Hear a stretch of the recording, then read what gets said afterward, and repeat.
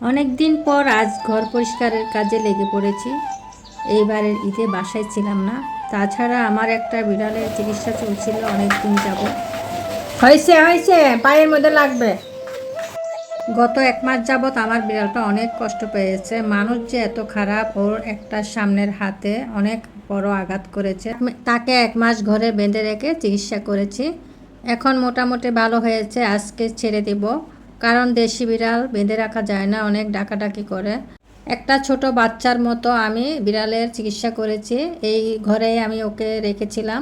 মারা যাওয়ার কথা ছিল টম, সে অনেক বড় আঘাত পেয়েছে, কিন্তু মারা গিয়েছে আমার সুস্থ বিড়াল টগি। আপনারা দেখেছেন ভিডিও। আগে অনেক একা একা ঘর পরিষ্কার করতাম, জিনিস টানাটানি করতাম, কিন্তু এখন পারি না। এখন খালাকে সহকারে নিয়ে ঘর দুয়ারগুলো পরিষ্কার করে নিচ্ছি। টমকে ছেড়ে দিয়েছি, সে মুক্ত বাতাসে চলে গিয়েছে। সবাইকে বলে দিয়েছি আশেপাশে যাতে কেউ ওকে না মারে।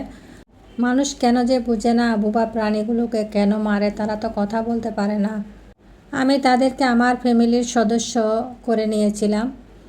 আমি বিড়াল বলে যে অবহেলা করব, সেটা আমার কাছে নেই। আমি একটা বাচ্চাকে, একটা মানুষকে যতটুকু সেবা করতে পারি, ঠিক সেরকম আমি বিড়ালকেও দেখেছি। কিন্তু টম সিরিয়াস অবস্থা ছিল টমের, কিন্তু সে বেঁচে আছে। কিন্তু আমার টগিটা চলে গেল দুনিয়া ছেড়ে। টগি আমার অনেক কাছে ছিল, সবসময় সে বাসায় থাকতো, বাহিরে খুব কম যেত। বাহিরে যাওয়া সে ভয় পেত, যেত না। কিন্তু কি হলো বুঝতেছি না, হঠাৎ করে সে অসুস্থ হয়ে মারা গেল 2-3 দিনের মাথায়। টগি নাই, ঘরটা একদম খালি হয়ে গেছে। সব সময় গলায় ঝুনঝুনি ছিল, সব সময় আওয়াজ করতো, আমার ভালো লাগতো।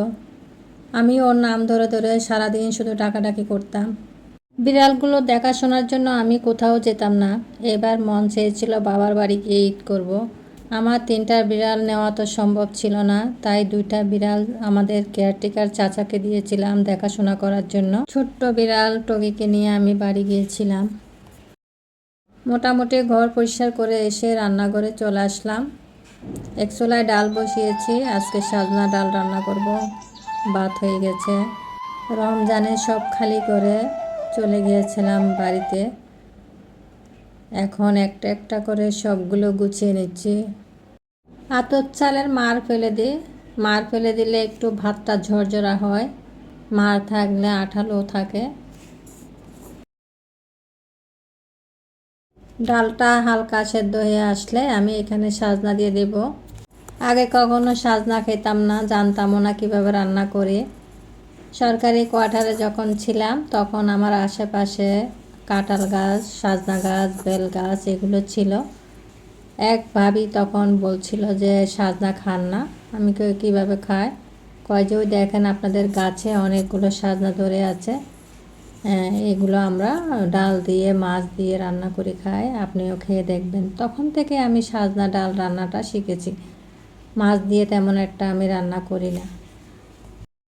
সাজনাগুলো সেদ্ধ হয়ে গিয়েছে, এখন আমি বাগার দিয়ে দিব। রসুন পেঁয়াজগুলো হালকা বাদামি কালার করে নিব। আমার মতো এভাবে কে কে সাজনা ডাল রান্না করে অবশ্যই জানাবে। অন্য চুলায় আলু দিয়ে একটু চিংড়ি রান্না করেছি। ভিডিওটি কেমন লেগেছে অবশ্যই জানাবেন। সবাই ভালো থাকবেন। আল্লাহ হাফেজ, আসসালামু আলাইকুম।